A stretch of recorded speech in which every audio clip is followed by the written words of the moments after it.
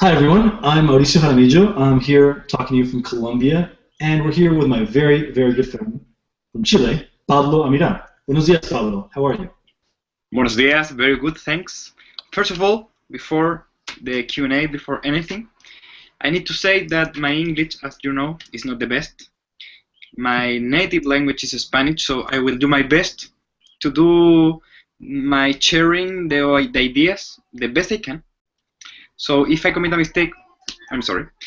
And the second thing that I want to confess a little bit, Mauricio, that I need to do right now. Hi everyone, I'm Mauricio Jaramillo. I'm here talking to you from Colombia, and we're I here am with Neil Cryer. my good friend from Chile, Pablo Amira. Buenos días, Pablo. How are you?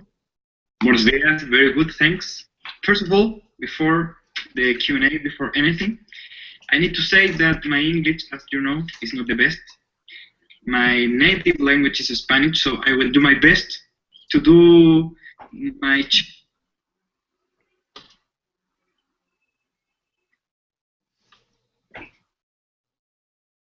I'm sorry, Pablo. Can you hear me?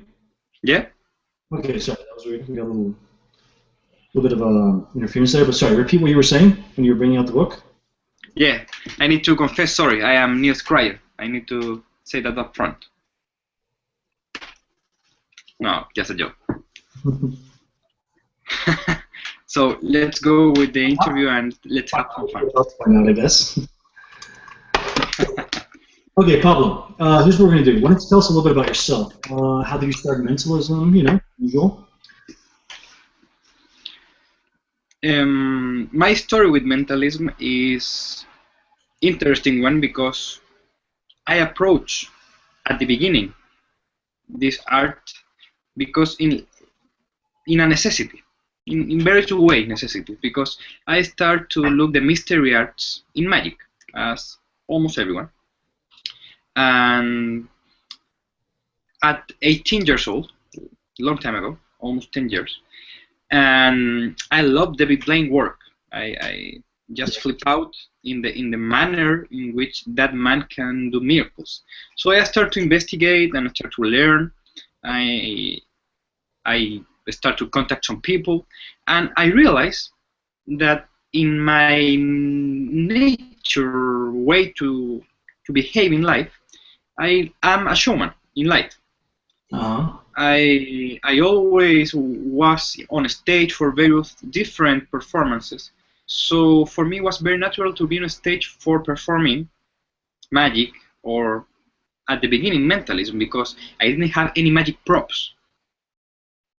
Okay, so when a few persons asked me for do some shows, I didn't have anything like even a thumb tip. I didn't have that. So I need to do a show with normal objects, and I found that mentalism, first of all, uses normal objects almost always, but also my way to approach performance, mystery performance, was very mentalism in the form of the package make it, right?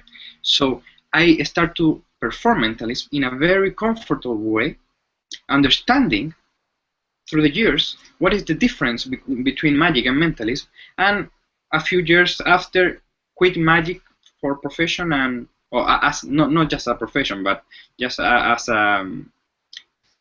a tour to take in the arts, and I took exclusively mentalism, and from that I started to craft my own path.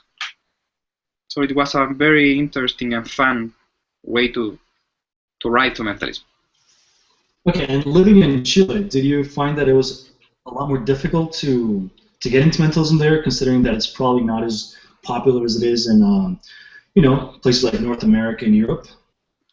Yeah, it was more difficult, I think, but at the end, it's more rewarding because limitations allows you to create your own path and forces you to really look inside you to know what can I give to my performance that is authentic to me.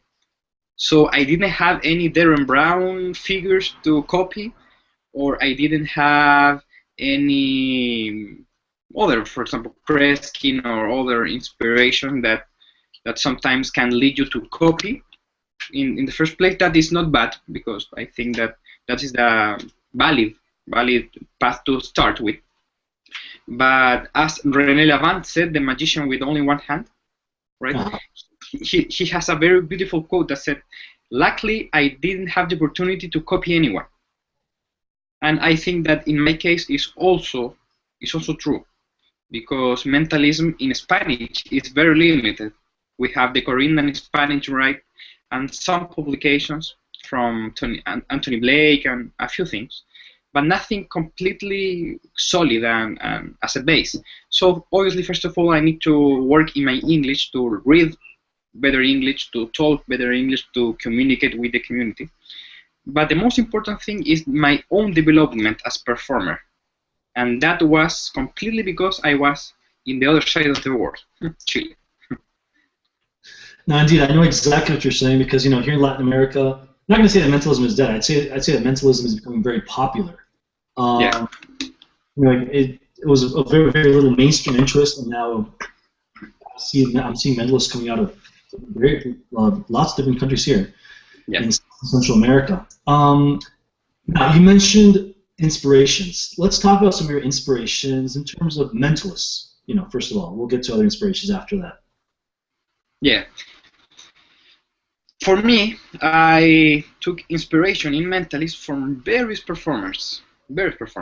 First of all, I need to name my mentors. My most important mentor for me is Kenton Never, the Wonder Wizard. For me, is my teacher, is the word of wisdom, not just in mentalism, but in understanding mystery as a performance art. I love his thinking. I start with wonder words that I think is essential for any performer to study, understand, and even if you don't like that type of work, I know that you will take value from the learning that you will have.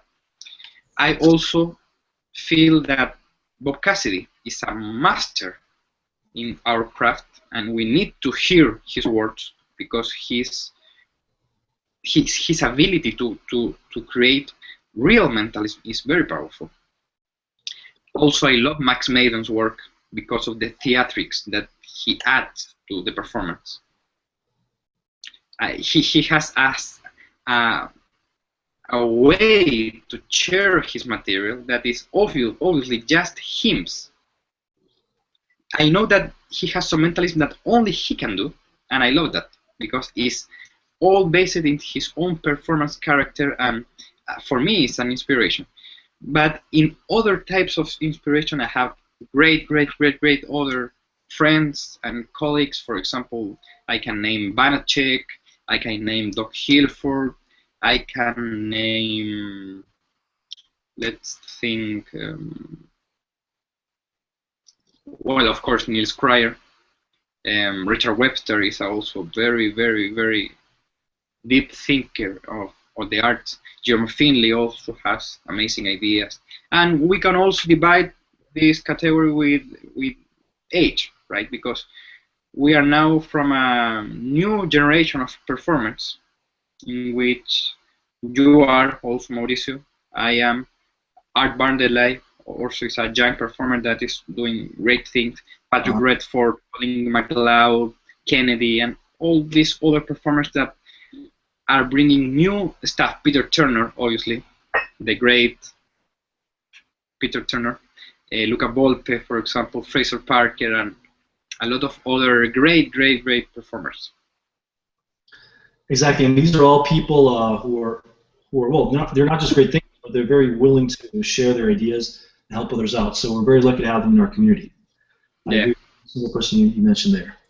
Yeah. Okay, well, by the way, I want you all to stick here till the end, because Pablo has a little surprise. We'll get to that later. But we'll also get to members' questions. So start posting questions in the group. I'm actually checking those out right now. But Pablo, okay, besides mentalism inspirations, what else inspires you? Tell us more about what the books you've read that are non-mentalism related that have really gotten you into creating new things and inspired your work. Great. For me, art as a whole concept is an inspiration in terms of creating and finding the beauty in the world, Uh-huh. right? For example, music. I love music. I play different instruments. I teach classes about music.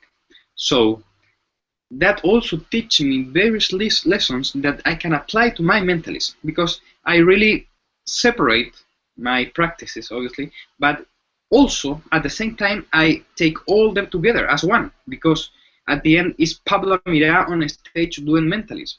Is Pablo Amira on a stage playing guitar with her niece, you know, the girlfriend, and is Pablo Amira doing other thing in university? Is Pablo Amira is so is me doing is me in a I can say in a different dimension. So I take inspiration for poetry, different Chilean poets, different poets from around the world, musicians también also from Chile. I love different musicians from Chile that really creates different impacts in various social ways, in various artistic ways, and I inspire from that. I take inspiration, and mentalism also has a great affection in those inspirations. I love psychology, as you know. I also love study parapsychology.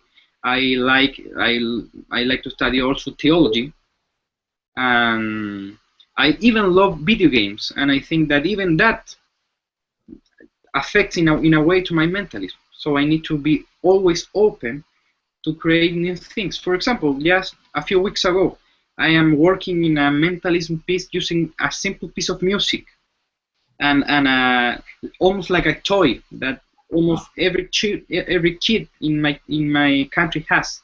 So I take that opportunity to use that common object that is musical and apply it to a mentalism routine that I work in. So I need to be always open with my mind, with my heart, with my vision to see what can I do to be authentic. That's good, and it's also a good moment to remind people that when we're evolving in mentalism, it's important to look at the bigger picture, to not just look at mentalism forums, mentalism books, mentalism friends, Exactly. events, but you really to explore other arts, other kinds of books, talk to all sorts of people, and this is what really gets you ahead in mentalism. Yeah, yeah. I think that we can be even damaged. Just limit our mind, as you said, to just talk with mentalists, just talk with magicians, just hang out with them, go to the magic clubs. Luckily, I don't have magic clubs, but I heard that magic clubs are nice places, obviously, but they can be, as we talk, a little bit dangerous for our growth as performer, as person. So, I'm pretty sure a lot of people will be interested in how you develop your character. How did you develop it? What was it reading books and finding tips? Were you inspired by somebody? How did you create your own personal character? Yeah, very good question. I think that is very related with my development as person. I think that in the future maybe I will change. I don't know.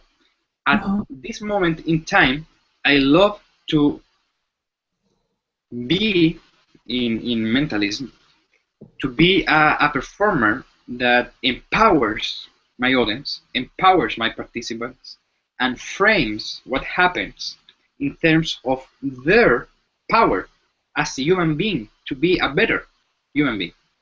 Mm-hmm.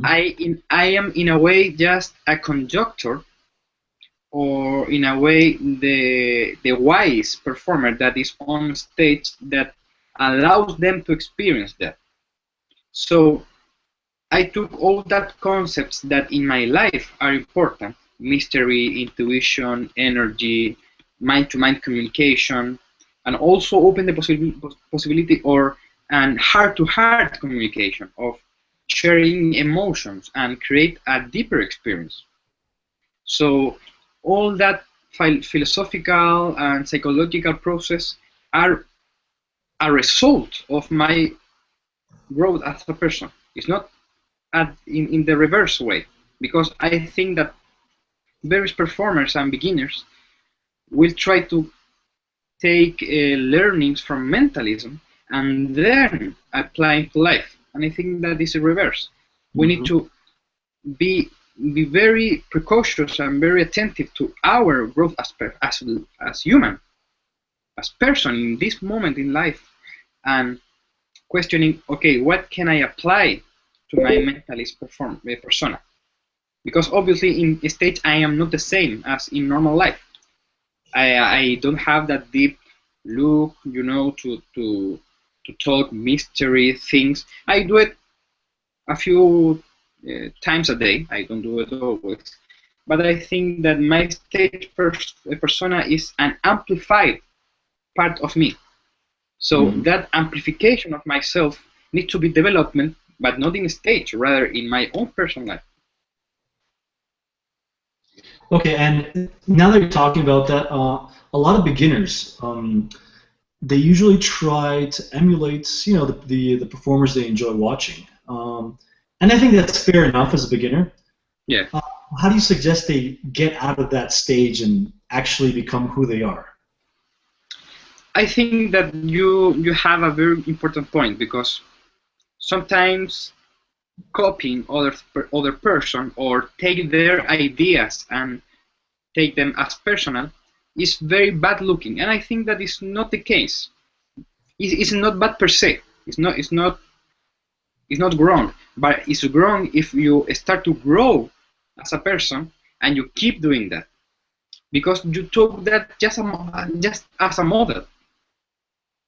You need to take a better perspective, a mature perspective of your performance, and say, okay, I tried that, it works, but I need to take some risks, and I need to take myself and put myself on that pieces. For example, I know several great performers, professional mentalists, that has in the repertoire mentalism effects from Corinda, for example.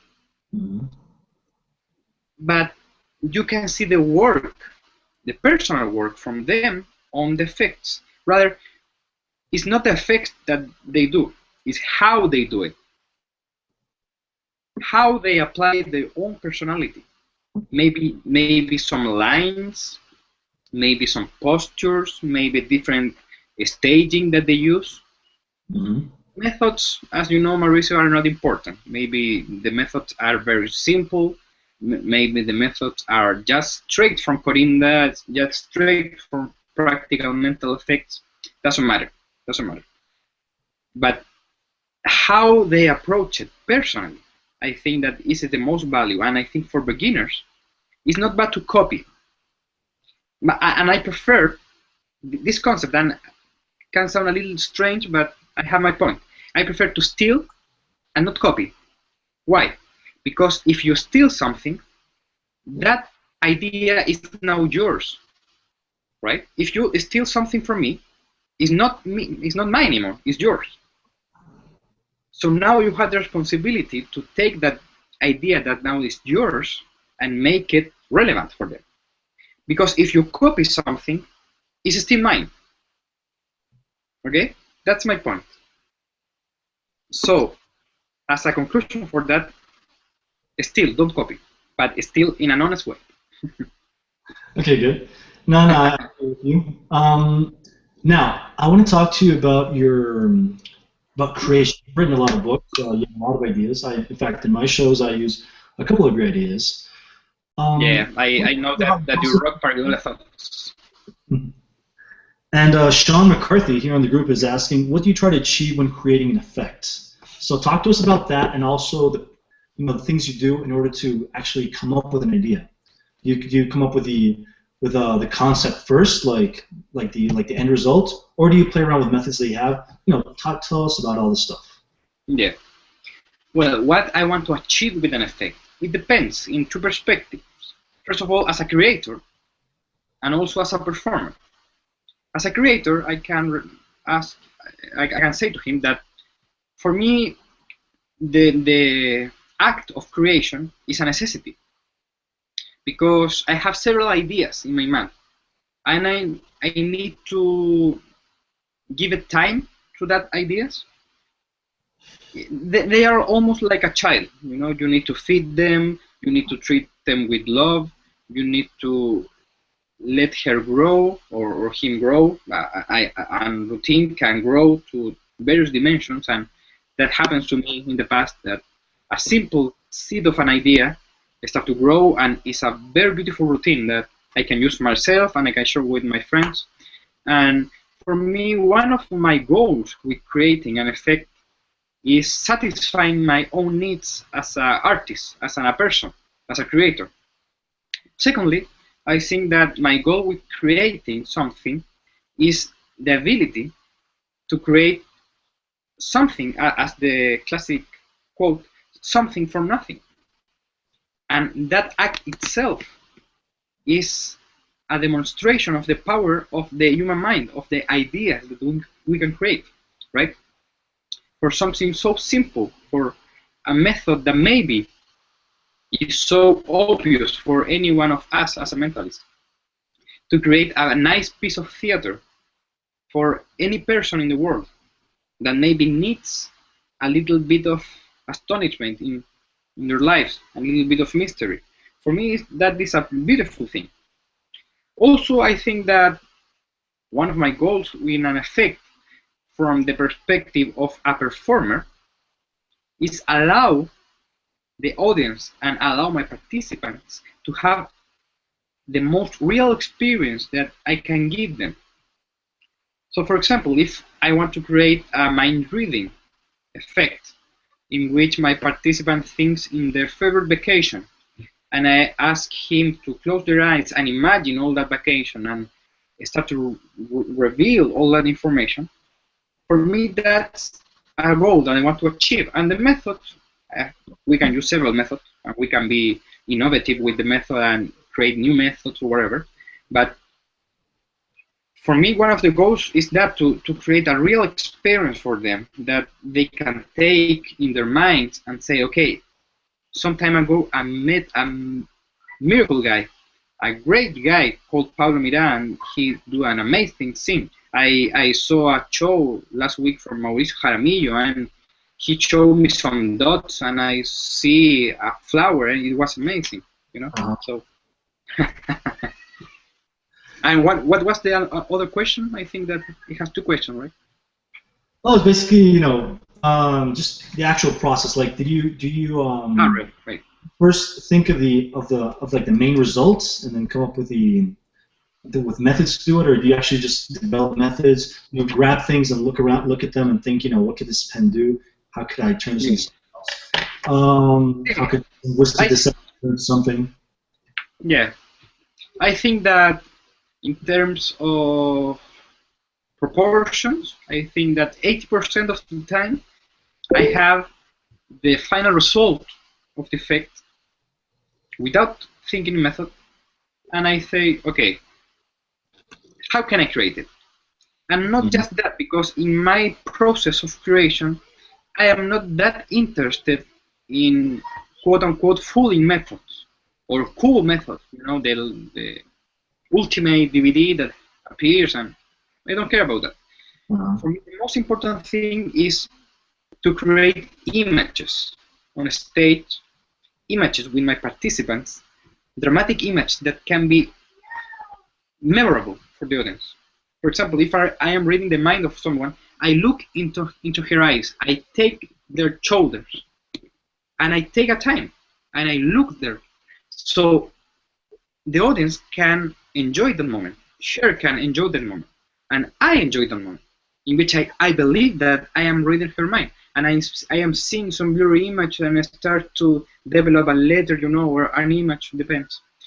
And I think that the 20% of the other time, I am playing with a method, for example, working for another routine, and I realize, okay, this can be used for this, and I realize that maybe it's a better use, or the so-called eureka moment, when you strike an idea that maybe was completely unconnected, but for a magical moment the dots are connected and you have that great idea. That's a great moment, those eureka moments. Okay. Okay, so here Alex Gordon asks, when did you first realize that the audience is more important than any effect, than any trick? What happened to cause this revelation? Did something happen in a show, or just how did you realize that, Yes, method? an angel told me. I was in bed one day, and an angel appears to me, and then the angel was called Tony Corinda, and the angel told me, Pablo, your audience is more important than the trick. No, joking. Hi, Alex, just a joke. I think that in life, this is my way to see life at the end. I know that there are a lot of persons in the world, persons with tendencies to be negative, persons to see the glass of water full, half full or half empty, And I am the kind of person that wants to see the water, even if the water is dirty, even if I only have one drop, even if the water comes from tears, I like to be positive in my life. So I think that it's a personal development, it's a family development, because obviously family is very influential in my own personality. The culture of my city, of my country, is also important, because I don't know, culture is always an important factor in our development. So I think that does not come from the realization from Mentalism inside that allows me to understand that, okay, the effect is not as important as a person. No, it's just talking with persons and understanding that I can be an interesting person. I can be not just a mentalist, rather a nice human being to be with them. And that just was taught by life, I can have a nice conversation with someone without any mention of mentalism, without any mention of music, for example, and still I can have a nice conversation because I care about them, and I care about me sharing with them. So I think that realization of the experience, rather my own actions as performer, called effects, called tricks, whatever, I think that came from that. Good. Now, Pablo, Alexander Schumacher has a pretty nice question about something you and I like to talk about. We've collaborated on this like in 2 or 3 books, and it's pendulums. We talked about the pendulum a little bit, and he's asking if you've ever done a mass pendulum demonstration with the public. Like everybody had their own pendulum, and you gave instructions, and then you went on to a bigger effect. Any thoughts on that? Yeah. Man, that we always share new ideas with pendulums. You have great work also with the multi-pendulum, right? Mm-hmm. Yeah. I don't have much work with multi-pendulums. I focus more on the single pendulum and different adaptations, as you know. But I think that pendulums are just amazing. It's a tool that allows the persons on stage to see, in a way, psychokinesis. So if you don't use pendulums, I talk with any viewer of this Q&A. If you don't use pendulums and you go out there and you see someone move an object with their mind, well, you are allowing your participant to do that. So if you put yourself in the frame of mind of your audience, you are letting them to move an object with their mind. Just yesterday, my friend, I was doing a casual demonstration, and the girl tell me, okay, I know that you do some weird things, okay, do something for me. And I realized that her has like a bracelet, right? Yeah. I asked for her bracelet, and it was very fun because it was very short and has some black stones. So it was like a mini pendulum. I put my wallet in my hand, and she started to move the pendulum, and she was freaked out. she couldn't understand how the pendulum moved. And you know that we approach the pendulum via ideomotor response and all that framing with the power of the mind. And even that, and this is the beautiful part of pendulums, even if you say how it works, it's still amazing, right? It's a really strong moment when it moves, when you see the person's eyes just looking at the pendulum and watching it move, answering their questions, leading towards a certain direction. It's really strong. Now, Pablo, tell me. No, tell me. We're not going to talk about methods or anything, but I do want you to give us one tip that many beginners are usually, a lot of people are nervous about using them because they think that somebody's going to grab them and nothing's going to happen. Just, in very basic words, tell us, how do you get it to move when it's not moving in somebody's hand? What are your suggestions on this? Well, you take your right hand, you place it in her left shoulder, and you start to move it. No, joking. Pendulum work is flexible by nature. By that I mean that you need to synchronize with your participant. And I don't mean that in an esoteric way, in a real way. You need to think, you need to be as that person. So if you feel that your suggestions were great, you gave your complete script, and still your participant does not move the pendulum, don't worry. Take a deep breath with your participant, inhale, exhale, let her take the pendulum with the other hand, and that symbolically means that something different will happen. And start again, but use different techniques. For example, if I, let's say that I have my pendulum here, and my participant is moving it with the mind, and nothing happens, and I ask her, okay, just take a deep breath, and again, breathing, relaxation is very important because allows the suggestion to open. You change the hands, and you move the pendulum with your hand. You say, okay, I am moving now the pendulum, but you will say stop. And whenever you say stop, the pendulum will stop, not because just physics, rather because your mind will stop it just like a barrier. And the pendulum, obviously, as you can understand, will stop. But also that action of stopping the pendulum will convince her that something is happening. So now you can take advantage of that small movement that is remaining. You will say, okay, and that small movement will start to be a circular movement, and you do a snapping action with your hands. Yeah.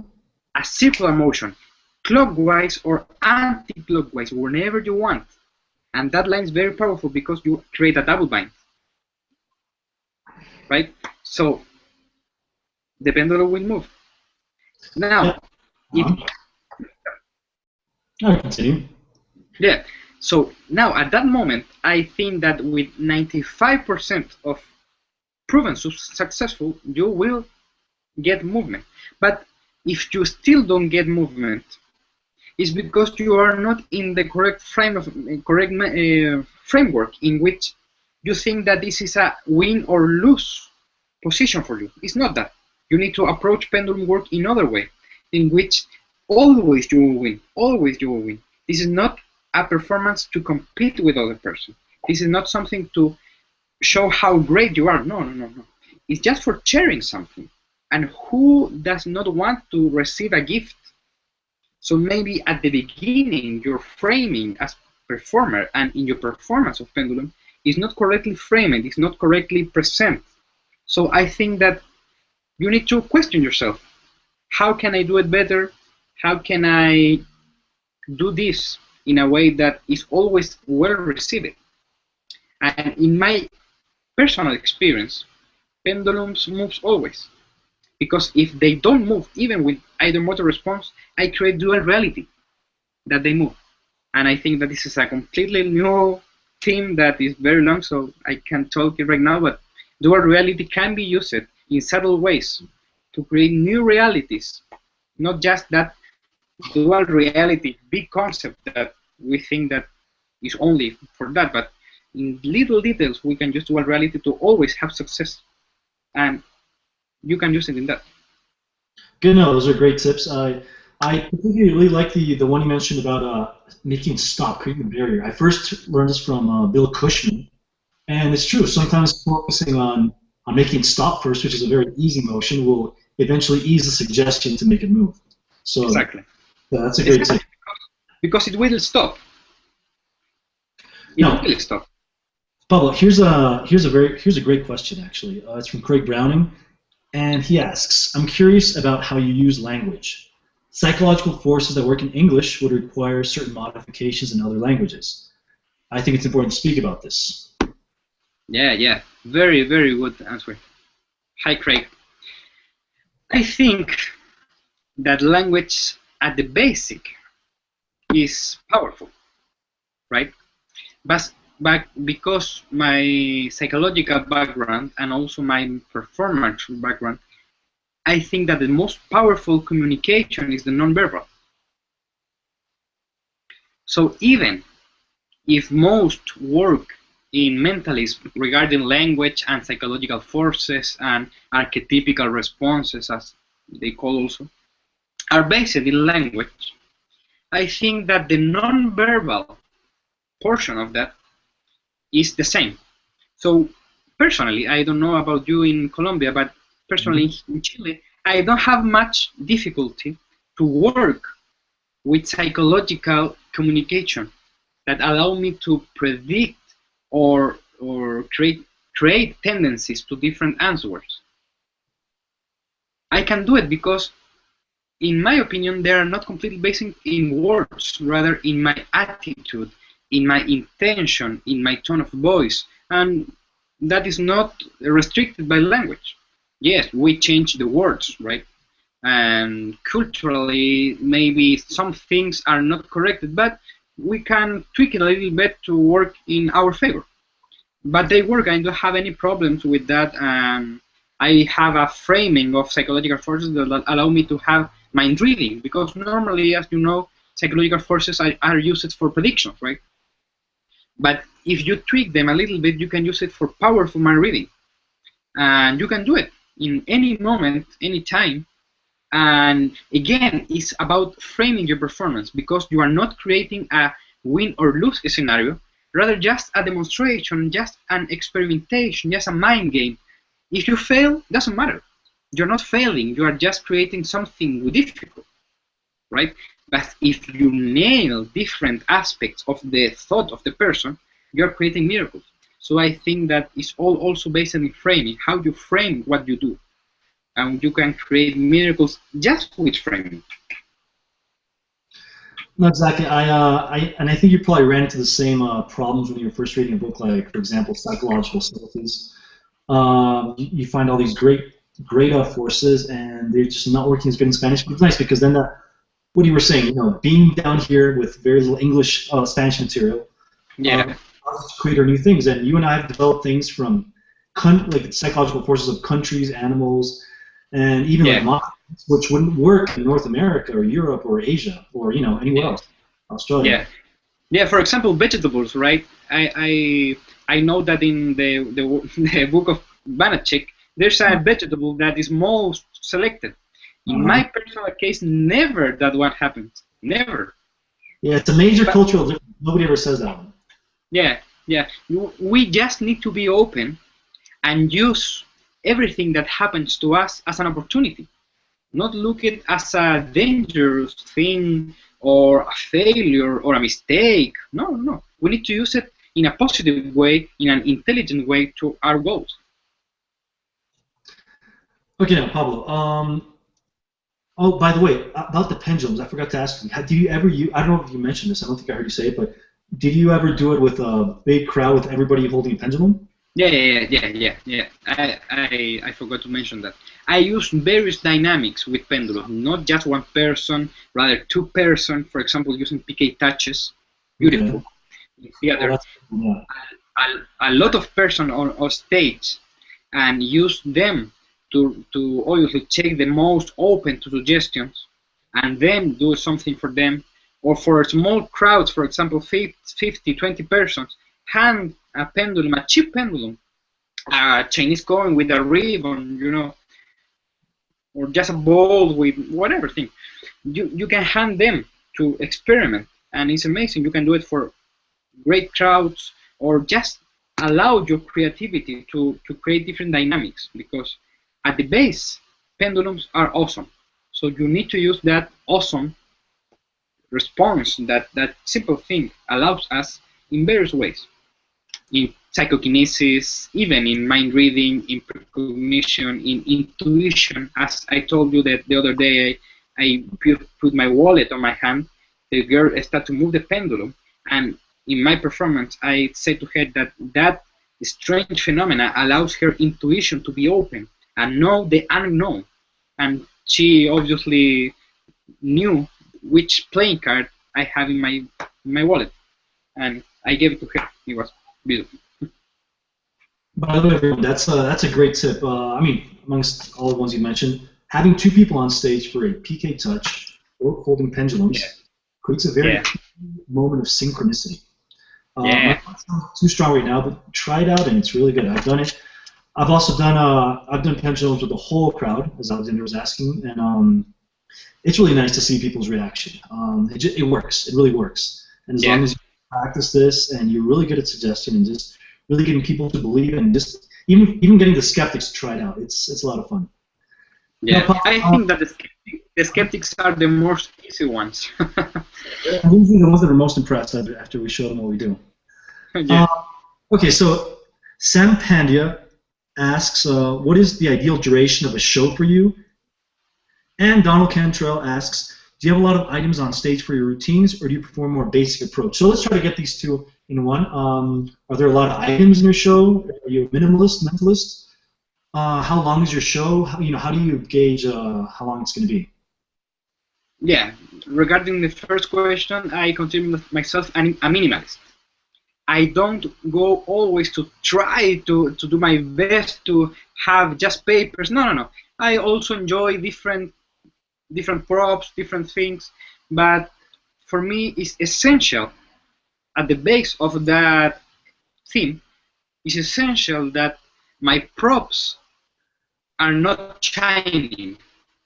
The props are not important at all.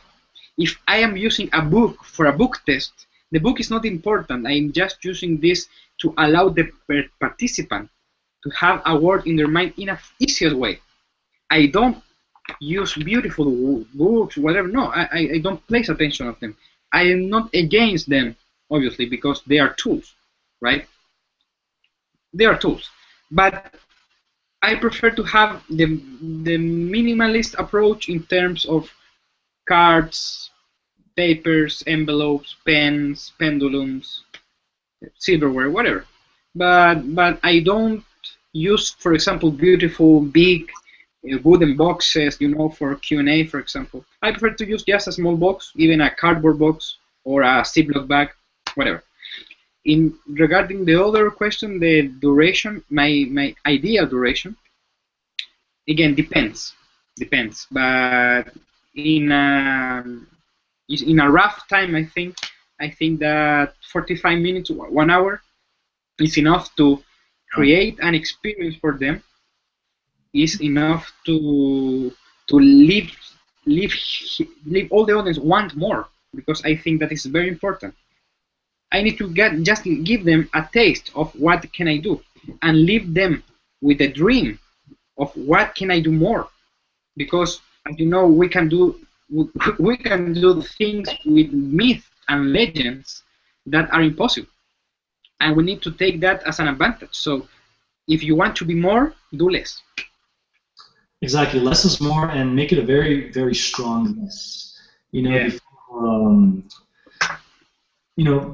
minimalist. Sometimes some stage shows will unfortunately require you to have something very visual, but even that can be taken care of with slides and things in the background. So exactly. Like Osterlund says, like Richard Osterlund says, your props are your people, and that's what's really important. Exactly. Now, a while ago, Alex Borton asked, what's the best advice you've ever received in life? And I kind of want to modify this question to, What's advice you wish you had learned as a beginner? Ooh, As a good beginner. question. Good question. I think that I would like to know, to care about my audience. Because a lot of times, for example, we ask for names, right? Okay, what's your name? Mauricio, Mauricio, a big round of applause, please. Okay, I have some books, and what's your name? Mauricio. Terrible mistake, terrible mistake. If I ask the name, I need to care. And this is the most basic way to care for someone, right? Remember the name. For example, understanding what they are experiencing. Because it's their experience, it's their perception that creates the image for us. Because I can feel and I can be, for me, the greatest mentalist ever, but if I do some crappy thing to someone, for them I will be the crappy guy, right? So I need to try to see the reality from their eyes, understanding what they are experiencing. If I gave them a book to search a word, to see a word, and understanding the process that I want to create and letting them believe in that process, I think that this is the most powerful advice that they can give to me. Letting them understanding and enjoy the process, not just the goal, because at the end, any magician, any guy who has money can get tricks and ask and get the mother of all book tests, for example, and give it to someone. Look, any word. Okay, your word is blah blah blah. There's not interest in that. The process is the most important thing, and I think that if a wise man from the future, when I was in my 18s, tell me, Pablo, the most important thing is the process, I think that a lot of troubles and a lot of difficulties have passed, but this is life. Okay, good. And I totally agree. Now, tell me, we haven't really talked about how you transfer your ideas, your concepts to your audience. Do you say that what you do is real? Do you say that do you give any kind of like disclaimer? I personally don't give any disclaimers, but it is important to make it look as real as possible. There's no, as I believe who said this, there's no market for a fake psychic. Yeah. So what do you do? And and also another thing to add, when you meet a potential client or somebody, and they ask you, okay, what the hell is a mentalist? What do you say? What is a mentalist? Okay. Regarding the first question, disclaimers I don't have. I don't think that are necessary, first of all, and I don't think that are beneficial in any way, because at the end, the audience, your participant, will believe whenever he wants, wherever, whatever. It's just their life. I don't have any control in their lives to know what they will decide for me. But in my responsibility as an artist, I claim that with them I will do these amazing things. So it doesn't matter if my powers came from aliens, if I am a powerful psychic that they will predict earthquakes. It doesn't matter if I am just a fake. It doesn't matter if I am a magician. It doesn't matter, because the experience will be created, and I need them to create that experience. If someone asks me if I have psychic powers, I ask him, what is psychic power for you? And from that, I start a conversation. And I utilize that even for performance. If I want to perform something, for example, I'm a skeptic. Okay, you think that you're a psychic. Okay, what a psychic means? A psychic is a person that has my powers. You don't have my powers? You don't have the ability to memorize things? You don't have the ability to know what you will do every day? That's not in my power? Supernatural powers. Okay, you never experience a strange phenomenon in your life? You think that mystery is not real in our lives? Yeah, okay, you're psychic. Me too. You know, depends. And a lot of persons told me after the show, "Oh, great show! Congratulations, great tricks." And another person told me, "You have a real talent. I know that you can heal persons." And it's their perspective. You know. Now, regarding the other question, what's the other question? Basically, what's your elevator speech? Somebody says, okay, what's mentalist? What do you answer? Do you say, oh, I do psychokinesis, I do telepathy demonstrations? I'm pretty sure we all have a clever way of actually saying all these things. How do you describe what you do? What is mentalist, in just one or two sentences? Yeah. As you say, we all have that clever lines, that clever approaches. For me, mentalism is about creating experiences about the human psyche with energy and intuition. For me, that's the basic concept. And if I see that a performance, a short performance, fits in the moment, I do it. Because one thing is words, one thing is what can I do. And I prefer to combine both. For example, for a client, if I know that that person is very important in terms of networking with other associations and other organizations, I think that a short performance will be very powerful. And if I only explain with my words, will be an opportunity missed. For example, if someone in a casual situation, in a party, in the street, asks me, I don't think that performance is necessary. I just need to explain. Okay, I am a performer that I use different mind techniques to create great experience with my audience. I read their minds. I try to predict the future, what happens. I use energies to create different strange phenomena. That's my definition in a way. But I think that the clarification with my words and the performance, a small performance, can be a great beneficial factor for different gigs and different works that I can do. Okay, good. By the way, Alex Gordon just sent us a question about 2 seconds ago. Yeah, do you have many different shows that you perform, or do you like to stick to one set at a time? If you have many, which one of your shows is your favorite? So basically, yeah. Do you offer a seance? Do you offer something for corporate audiences? Then, or are you always constantly changing your show? Do you stick to what's safe for you for several years? What do you do? Well, regarding preferences of venues, I like walk around. I like stage. In terms of big stage and in theaters and small stages, like parlor. I think that is called also, and it's with a small audience.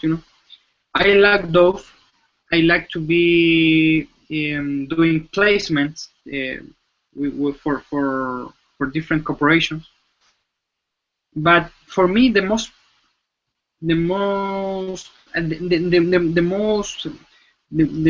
that I like are the ones in which I can communicate in an artistic way. So I don't like that much those works in which I need to do placement for a mark or a logo. I don't like those much. I just do it for money for those. But I prefer to do the ones in which I can express myself as an artist and take an artistic path. For example, birthday parties, I can entertain a group of young guys or old persons. I always like to interact with human beings, not just selling a product. That's my point. I don't do seances. I would love to be in one, but I don't do it. I prefer to stick with my premise, and I work with that. I don't have a structured show that I do always. I have several different pieces that I mix together because I have also contracts and events from year to year. So I can't do the same show for the same audience, I think. And I don't change it completely, but I change some things and I try new things because I'm constantly creating material. So I took those opportunities also to take my material on the real world. So I love almost all environments in which I can interact and share with human beings, not with the robots. Okay. Pablo, I have one last question before we get to our to our surprise, to your surprise. This is the same question I asked Max Maven at the last EMC. And what for you? What is the future of mentalism? What's coming up next? And to that, I'll also add, what is essentially the main problem in mentalism today? What is spoiling it, and how is this going to lead to what you see as the evolution of mentalism? Oh, I think that the future of mentalism and the evolution of mentalism needs to be taken with a lot of care, because we can see in a way that the advancement of the technologies are making everything so simple. You know, iPads with impression pads, you know, and those things are more popular every day.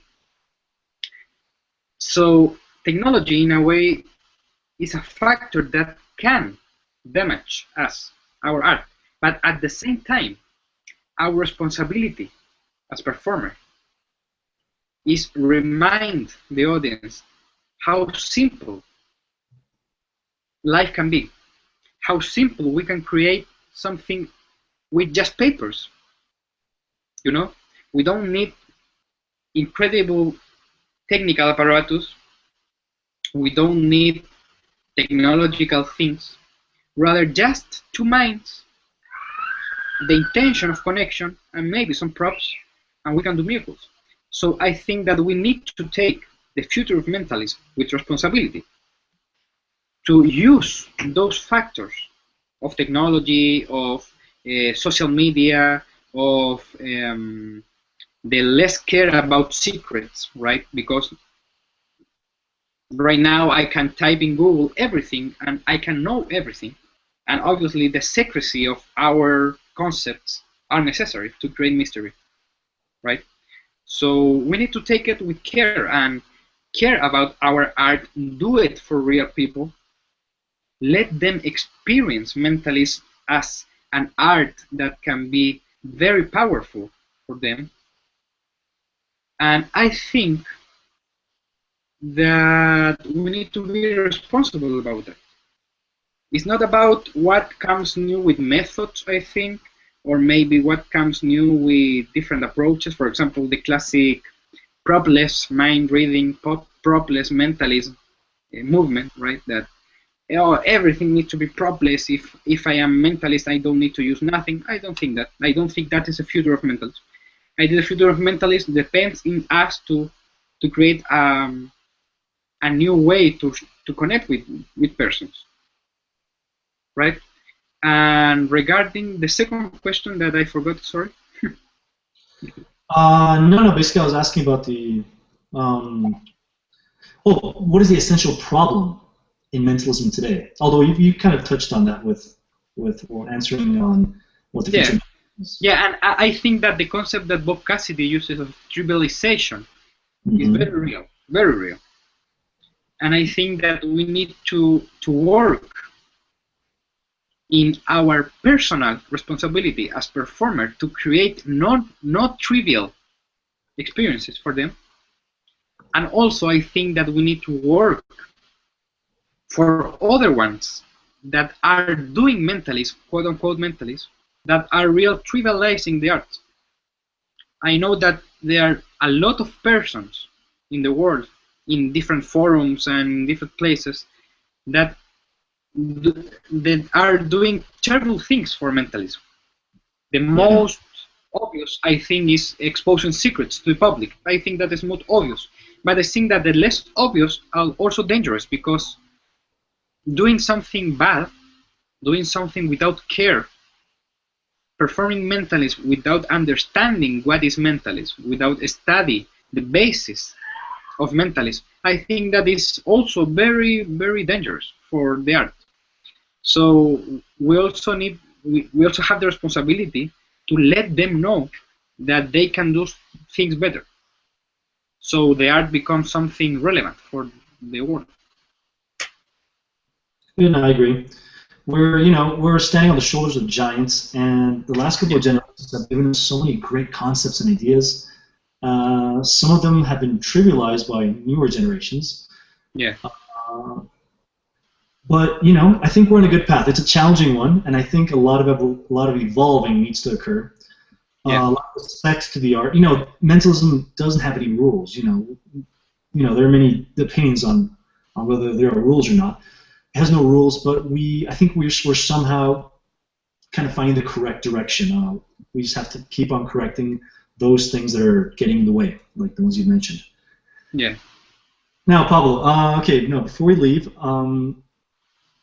well, Pablo had a little surprise for you guys, and it's going to be open, I guess, till tomorrow. We're going to leave this contest open because I'm pretty sure not everybody's watching right now. Some people are going to be watching this tonight. So, Pablo, why don't you tell us about your little surprise? I have an envelope. This is my most dangerous weapon, an envelope. An envelope, and inside of the envelope I have a little piece of paper. Okay, I will not take it completely because maybe the light will be a little cute, but I have a drawing. Okay, I have a drawing, and I will give a clue. This is a four-leg animal. Four-leg animal. So the one that first get the animal correct will get a 100 coupon for digital material in my site, amirasideas.com. Material of my own AutoChip. By that I mean only material that I wrote. Okay? So, one drawing and your opportunity to win $100. So, the thing that you need to do is do the drawing, take yourself a selfie, and post it on the Believe in Magic Place site, Facebook site. You need to place it in there, and you are participating, hoping to get $100. You need to use your intuition, not just luck or chances. Use your intuition. As we usually hear people in our audiences say, they can't draw. So whatever you draw, it'll be really funny to see these drawings. Make sure you write the name of the thing that Pablo just said. Yeah. Yeah. So you can make sure, because we all know that four-legged animal can be an interesting, can be a funny and corny psychological force. Yeah. Like a gag. The word. Okay, so okay, why don't you? I'd like everybody to put these your pictures in the same thread where the questions are being asked. Okay. Yeah. Organized. Pablo, I want to thank you very much. I want to thank everybody at the Believe in Magic Place, everybody who's been watching, asking questions. It's always great, listening to you, collaborating with you. How can we contact you? You mentioned your page, amirasideas.com, right? Yeah, that's my site for Mentalist, in which I publish the new releases. I publish videos for helping any interested performer in my ideas. I don't just put my material in there. I also have material from other friends. I have material for Art Vandelay. I have material from Peter Turner. I have material from Ulrich, a mysterious performer from Europe, that has a new ebook coming in these days, so stay in touch. I have also my Facebook site. You just can't place amirasideas.com, and I have a Facebook site. Obviously I have my own Facebook. You can contact me, facebook.com/Pablo Amira. I have Twitter, I have YouTube, I have LinkedIn, all that classic things. So email Also, I have Pablo Amira at gmail.com. You can contact me also for in email. I would try to reply your answers. I also have Skype sessions for any interested to talk about mentalism, learn new routines, receive advice, creative advice. I have also that service for performance. Perfect. Pablo, thank you very much. It's been great talking to you. Thank you to everyone again at Believe in Magic. Yeah. Alex, all the admins, everybody watching. Thanks, Laura. And I look forward to doing another Q&A here soon. Thank you very much, Pablo. You have a nice day. Have a nice day. Thank you, Mauricio.